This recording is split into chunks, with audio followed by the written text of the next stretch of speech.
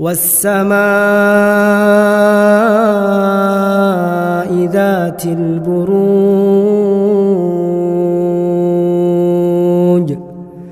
واليوم الموعود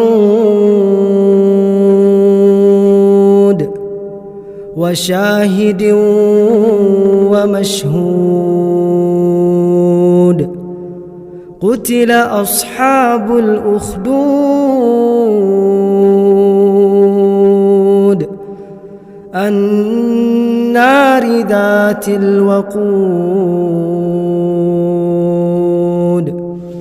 إذ هم عليها قعود وهم على ما يفعلون بالمؤمنين شهود